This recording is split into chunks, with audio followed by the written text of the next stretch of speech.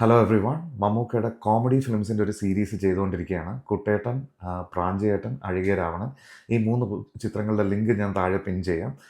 കാണാത്തവർ കണ്ടു നോക്കുക. അപ്പോൾ ഇനി അടുത്തതായിട്ട് വരുന്നത് എനിക്കിഷ്ടപ്പെട്ടൊരു കോമഡി ഫിലിമാണ് മമ്മൂക്കയുടെ കളിക്കളം. 1990 പുറത്തിറങ്ങിയ ചിത്രം. കൃത്യം 35 വർഷം മുമ്പ്.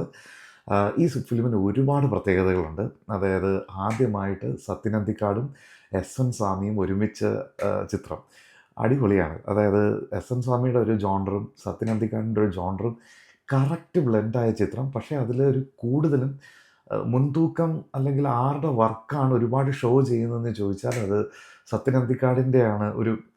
ആ ഒരു കോമഡിയും കാര്യങ്ങളും ഒക്കെ ചേർത്തിട്ട് ഒരു കോമഡി ഡ്രാമ ത്രില്ലറിൽ വരുന്നൊരു പടമാണെങ്കിലും ത്രില്ലറൊക്കെ ഏറ്റവും അവസാനമായിട്ടാണ് വരുന്നത്. അതൊരു ത്രില്ലറിന് വേണ്ടി. പക്ഷേ പുള്ളിയുടെ സ്റ്റൈലിൽ ഈ പടം അണിയിച്ചെടുത്തിട്ടുണ്ടെന്നാണ് എൻ്റെ ഒരു ഫീൽ. കാരണം ഒരുപാട് ചിരിക്കാനുള്ള ഒരുപാട് ക്യാരക്ടേഴ്സിനെ വളരെ കുറച്ച് സമയത്തേക്ക് പുള്ളി കൊണ്ടുവന്നിട്ടുണ്ട്. പുള്ളിയുടെ സ്ഥിരം ആൾക്കാരുണ്ട്. അതായത് ശങ്കരാടി, ഇന്നസെൻ്റ് ഏട്ടൻ, ആം, ആ, പിന്നെ ആരായിരുന്നു, അങ്ങനെ പുള്ളിയുടെ ഒരു ലോഡ് ആൾക്കാർ, സുകുമാരി അമ്മ, ശ്രീനിവാസൻ, ഇവരെല്ലാം പുള്ളി കൊണ്ടുവന്നിട്ട് പുള്ളിയുടെ ഒടുവിൽ ഉണ്ണികൃഷ്ണൻ, അതാണ് ഞാൻ പെട്ടെന്ന് മിസ്സായത്, ഏതോ ഒരു മേജർ പേര് മിസ്സായല്ലോ എന്ന് ആലോചിച്ചത്.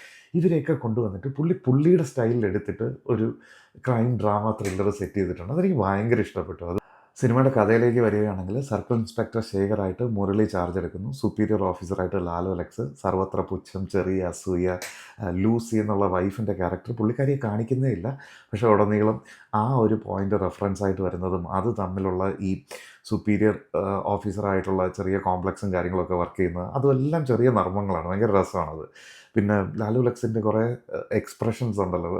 അതായത് പെട്ടെന്ന് ലൗഡായിട്ട് ചിരിക്കുക, അതെല്ലാം ഇതിനകത്ത് വളരെ രസമായിട്ട് യൂസ് ചെയ്തിട്ടുണ്ട്. അപ്പോൾ അങ്ങനെ വരുമ്പോഴത്തേക്കും ഭയങ്കര സ്ട്രിക്റ്റ് ആയിട്ടുള്ള ഓഫീസറാണ്, കൈക്കൂലി വാങ്ങിക്കില്ല. പക്ഷേ ഒരൊറ്റ ബുദ്ധി ടൈപ്പാണ് മുരളിയുടെ ക്യാരക്ടറെന്ന് വേണമെങ്കിൽ പറയാം. വരും വരാഴികൾ നോക്കാതെ എടുത്തു ചാടി പുള്ളി പ്രശ്നത്തിൽ ചാടുന്നുമുണ്ട്. അപ്പോൾ അങ്ങനെ പുള്ളിക്ക് ടഫ് കൊടുക്കുന്ന ഒരു കള്ളൻ എന്ന് പറഞ്ഞാൽ ധൈര്യം കൈ മുതലായിട്ടുള്ള ഭയങ്കരമായിട്ട് തന്ത്രം യൂസ് ചെയ്ത് ഒറ്റയ്ക്ക് പ്രവർത്തിക്കുന്ന കള്ളൻ. ഒരു റോബിൻ ഹുഡാണ്. അതാണ് നമ്മുടെ ആള് മമ്മൂക്ക.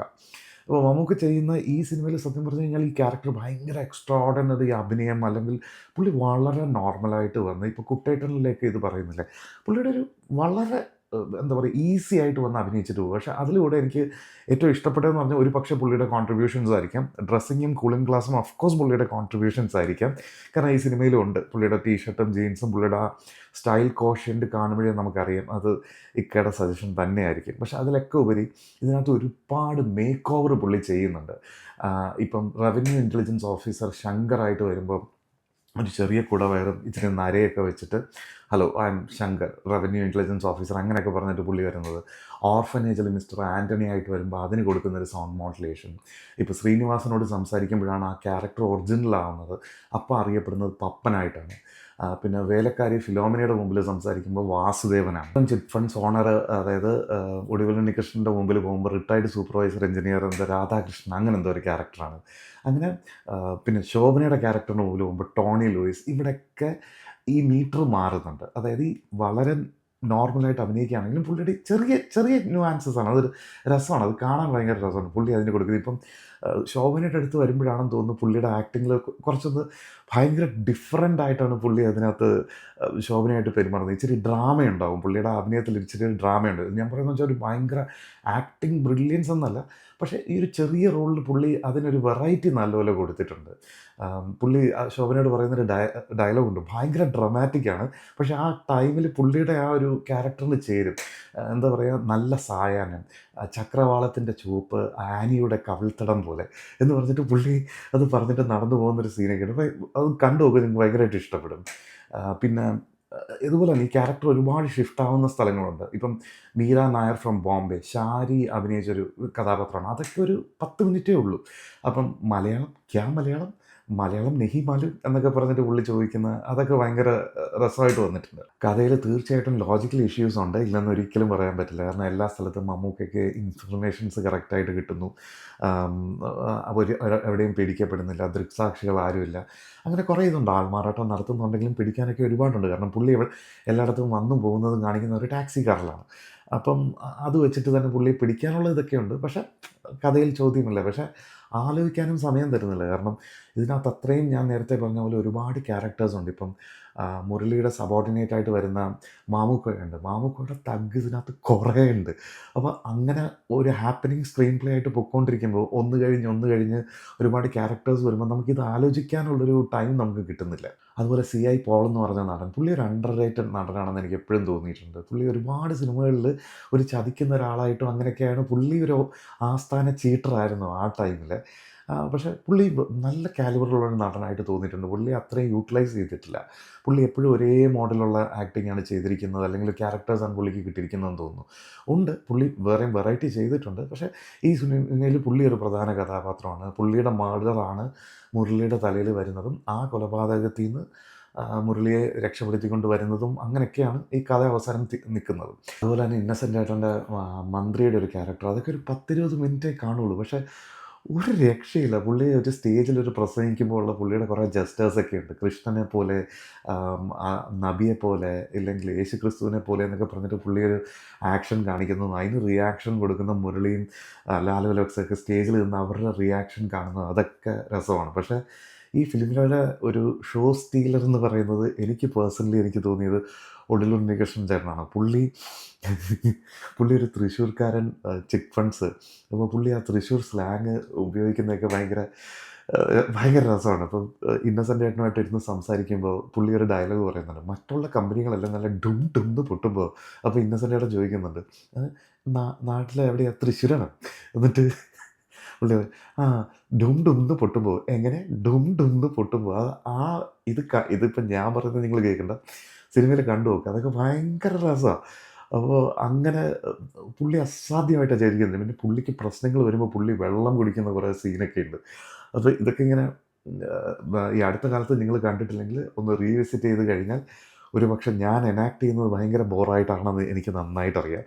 അപ്പോൾ കണ്ടു നോക്കുക. നിങ്ങൾക്ക് അത്രയും കോമഡി ഈ ഫിലിമിനകത്തുണ്ട്. ടുവേർഡ്സ് ദ എൻഡ് ഒരു 10-15 മിനിറ്റ്സാണ് ഇതൊരു ത്രില്ലറിലോട്ട്, അല്ലെങ്കിൽ ത്രില്ലർ കുറച്ചൊരു ഷിഫ്റ്റ് ആവുന്നതെന്ന് വേണമെങ്കിൽ പറയാം. പക്ഷേ അതുവരെ ഭയങ്കര രസമായി നമുക്ക് ആസ്വദിച്ച എല്ലാവരുടെയും നല്ല പെർഫോമൻസുകളുള്ള ഒരു സിനിമയാണ് കളിക്കളം. പിന്നെ ഇതിൽ കുറച്ച് ഞാൻ ഇങ്ങനെ കുത്തിയിരുന്ന് കുറേ പ്രാവശ്യം കണ്ടതുകൊണ്ടായിരിക്കും ഇപ്രാവശ്യം ഈ റീവിസിറ്റിൻ്റെ വീഡിയോ ചെയ്യാൻ വേണ്ടിയിട്ട് ശ്രദ്ധിച്ചപ്പോൾ ഇതിനകത്തൊരു ബ്രില്യൻസ് ശ്രദ്ധിച്ചു.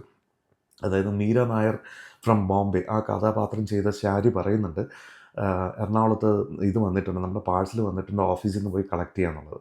പിന്നെ ഇവർ ഈ പാഴ്സൽ ഒരു ലാബെന്ന് പറഞ്ഞാൽ ഏതോ ഒരു സ്കൂളിൻ്റെ കെമിസ്ട്രി ലാബാണെന്ന് തോന്നുന്നു. അതിനകത്ത് പിപ്പറ്റും ബ്യൂററ്റും എല്ലാം വെച്ചിരിക്കുന്നതിന് നടുക്ക് ഈ കാർഡ്ബോർഡ് വെച്ചിട്ടുണ്ട്. അതിനകത്താണ് ഈ ഡ്രഗ്സ്. അപ്പോൾ നോക്കിക്കഴിഞ്ഞ് കഴിഞ്ഞാൽ അതിനകത്ത് ബോംബെ/എറണാകുളം എന്ന് എഴുതിയിട്ടുണ്ട്. ഏതോ ഒരു അസിസ്റ്റൻറ്റ് ഡയറക്ടർ പണിയെടുത്ത് ബ്രില്യൻസ് കാണിക്കാൻ വേണ്ടി എഴുതി വെച്ചതാണ്. പക്ഷേ രസമുണ്ട്. അറ്റ്ലീസ്റ്റ് അത് ആ കൊരിയർ വന്നതാണ്. അന്നത്തെ കാലത്ത് ഇതൊന്നും ആരും ശ്രദ്ധിക്കത്തില്ല. പക്ഷേ ഇത്രയും കാലം കഴിഞ്ഞ് റീവിസിറ്റ് ചെയ്യുമ്പോൾ ഞാൻ മുമ്പൊരു വീഡിയോയിൽ പറഞ്ഞതുപോലെ എല്ലാവരും മാക്സിമം എന്താ പറയുക, കാര്യങ്ങൾ സീനിൽ കയറ്റാൻ വേണ്ടി ശ്രമിച്ചിട്ടുണ്ട്. ഒരുപാട് ഡീറ്റെയിലിംഗ് കയറ്റാൻ വേണ്ടി എല്ലാവരും ശ്രമിച്ചിട്ടുണ്ട്.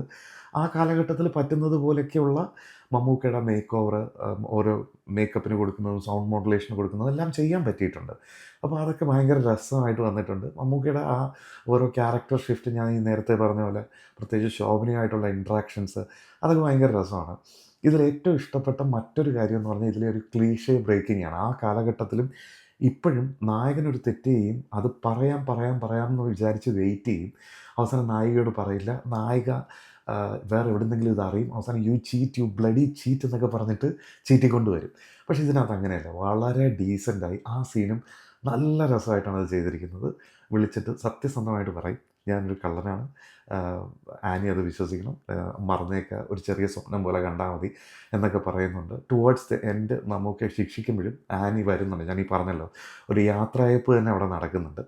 അപ്പോൾ ലാലു ലക്സാണ് എല്ലാവരോടും സമ്മതം പറയും. ശ്രീനിവാസൻ വരും, ആനി വരും, അവസാനം മുരളിയെ കൊണ്ട് വിലങ്ങ് വെപ്പിക്കും. അപ്പോൾ ആ സീനിലും പറയുന്നുണ്ട്, കുട്ടികളൊക്കെ ഉണ്ടാകുമ്പോൾ ഒരു കഥ പോലെ പറഞ്ഞു കൊടുത്താൽ മതി എന്ന് പറഞ്ഞിട്ട്. പക്ഷേ ആ ആ ഒരു ആ ഒരു റെസ്പെക്റ്റ് ഉണ്ട്, അതെനിക്ക് ഭയങ്കര ഇഷ്ടപ്പെട്ടു. അതൊരു ക്ലീഷേ ബ്രേക്കിംഗ് ആയിട്ട് തന്നെയാണ് എനിക്ക് തോന്നിയത്.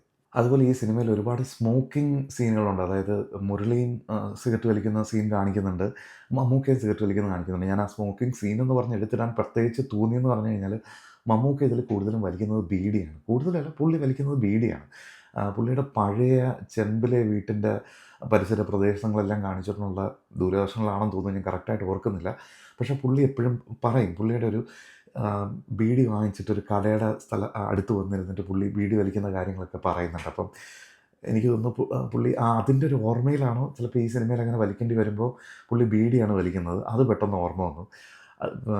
ഈ സിഗരറ്റിൻ്റെ കാര്യം പറയുമ്പോൾ തന്നെ ഇതിനകത്ത് ശങ്കരാടി ചേട്ടൻ്റെ ഒരു പുള്ളി ഇതുപോലെയാണ്, ഒരു 15 മിനിറ്റ് മാക്സിമം ഉണ്ടാവും. അപ്പോൾ പുള്ളി ഇങ്ങനെ ഇപ്പോൾ സിഗരറ്റിനൊക്കെ എന്താ വില എന്ന് മുരളിയോട് ചോദിക്കുന്നുണ്ട്. അപ്പം അറിയില്ല, അങ്ങനെ പാക്കറ്റിന് എന്തോ ഒരു ഇത് പറയും. ഞാനങ്ങനെ സ്ഥിരം ഇല്ല എന്ന് പറഞ്ഞിട്ട് 2 എടുക്കും. അപ്പോൾ ഉടനെ മുരളി ആ പാക്കറ്റോട് കൂടി ചേട്ടൻ്റെ കയ്യിൽ കൊടുക്കും. അപ്പോൾ ഉടനെ പുള്ളി പറയുന്നത് അതൊരു അത്രയും നാച്ചുറലാണ് പുള്ളി പറയുന്ന രീതി. എന്തൊക്കെ പറഞ്ഞാലും സ്നേഹമുള്ളവനാ. അത് മുരളിയോടും അല്ല പറയുന്നത്, മുരളി അങ്ങോട്ട് നടന്നു പോയി കഴിയുമ്പോൾ പുള്ളി പറയുന്നൊരു സീനാണ്. അതൊക്കെ അതെന്ന് വെച്ചാൽ അതൊക്കെ ഈ ആക്ടേഴ്സിൻ്റെ ഒരു ഒരു കഴിവാണ്. അങ്ങനെ ഇത്രയും ആക്ടേഴ്സിനെ ഈ സിനിമയിൽ കണ്ടു കഴിഞ്ഞപ്പോൾ പെട്ടെന്ന് മനസ്സിലേക്ക് ഓർമ്മ വന്നത്, ബറോസിൻ്റെ ഇൻ്റർവ്യൂവിൽ ലാലേട്ടൻ പറയുന്നുണ്ട്, we had so many actors. പുള്ളി ഭയങ്കര വിഷമത്തോടെയാണ് അത് പറയുന്നത്. ഉള്ളിൽ ഉണ്ണികൃഷ്ണൻ ചേട്ടൻ, ഇന്നസെൻ്റ് ചേട്ടൻ, ശങ്കരാടി ചേട്ടൻ, ഇവരുടെയൊക്കെ പേരെടുത്ത് പറഞ്ഞിട്ട് പുള്ളി ഇപ്പോഴും ലാലേട്ടൻ്റെ മനസ്സിൽ എനിക്ക് തോന്നുന്നു ഇപ്പോഴും ഇവരുടെയൊക്കെ കൂടെ അഭിനയിക്കുമ്പോൾ ഉള്ള ആ ഒരു ഹൈ കിട്ടുന്നതാണ് പുള്ളി ഭയങ്കരമായിട്ട് എൻജോയ് ചെയ്തിരുന്നത്. അത് മിസ് ചെയ്യുന്നുണ്ട് പുള്ളി എന്ന ഇൻ്റർവ്യൂവിൽ, അങ്ങനെയാണ് എനിക്ക് തോന്നിയത്. പക്ഷേ സത്യമാണ്, ഈ സിനിമ കണ്ടു കഴിയുമ്പോൾ നമുക്കും ഫീൽ ചെയ്യും. കാരണം ഇവരെ ആർക്കും റീപ്ലേസ് ചെയ്യാൻ പറ്റില്ല. പക്ഷേ അവർ പോയി. ഇപ്പം അതുപോലെ തന്നെ കാലിബറുള്ള നടന്മാരുണ്ട്, കുറേ കണ്ടെത്തേണ്ടതുണ്ട്. ബട്ട് സ്റ്റിൽ ലാലേട്ടൻ പറഞ്ഞ ആ കാര്യങ്ങൾ വിഷ്വൽസ് പെട്ടെന്ന് മനസ്സിലേക്ക് ഓടി വന്നു. കാരണം പറയാൻ പറ്റില്ല, കാരണം ഒരു ചെറിയ പബ്ലിക് പ്രോസിക്യൂട്ടറിൻ്റെ വേഷത്തിൽ കരമന ജനാർദ്ദൻ അഭിനയിച്ചിട്ടുണ്ട്. എന്ത് രസമായിട്ടാണ് പുള്ളി ചെയ്തിരിക്കുന്നത്. പുള്ളിക്ക് 2 സീനോ അങ്ങനെ എങ്ങാണ്ടേ ഉള്ളൂ കോർട്ടിൽ പറയുന്നത്. ഇപ്പോൾ മമ്മൂക്കയോട് ചോദിക്കുന്നൊരു സീനുണ്ട്, അപ്പം താനെന്തിനാ ആ സമയത്ത് അവിടെ പോയത്, കക്കാൻ എന്ന് മമ്മൂക്ക പറയുന്നത്. അതൊക്കെ രസമാണ്. ഇതാണ് എൻ്റെ പ്രശ്നം. ഞാൻ ബീഡിയിൽ സ്റ്റാർട്ട് ചെയ്തതാണ്. അപ്പം ഞാൻ ബീഡിയുടെ കാര്യം പറയാൻ വന്നതെന്ന് വെച്ച് കഴിഞ്ഞാൽ, പുള്ളി എപ്പോഴും പുള്ളിക്ക് സിഗരറ്റ് ബീഡി ഇഷ്ടമായിരുന്നു മമ്മൂക്ക. അതിനുശേഷം ഏതോ ഒരു കാലത്ത് പുള്ളി ഇത് വിട്ടതാണ്. അതായത് ഇനി വേണ്ട, കാരണം ഹെൽത്ത് ഇമ്പോർട്ടൻ്റ് ആണ്. അപ്പോൾ അങ്ങനെ സിനിമയ്ക്ക് വേണ്ടി പുള്ളി ആഗ്രഹിച്ച ഒരുപാട് കാര്യങ്ങൾ വർജിച്ച ഒരാളാണ്. ഇപ്പം എഗെയിൻ ഈ സീരീസ് തുടങ്ങുന്നതെല്ലാം സന്തോഷമായി മമ്മൂക്കയുടെ ഓർമ്മകൾ കൊണ്ടുവരാൻ വേണ്ടിയിട്ടാണ്. ബട്ട് ഹാവിങ് സെഡ് ദാറ്റ്, അപ്പോഴും മനസ്സിലോട്ട് വരുന്നുണ്ട് പുള്ളിയെപ്പറ്റി ഒരു അപ്ഡേറ്റ്സും വരുന്നില്ല, ഒരുപാട് ഫേക്ക് ന്യൂസും വരുന്നുണ്ട്.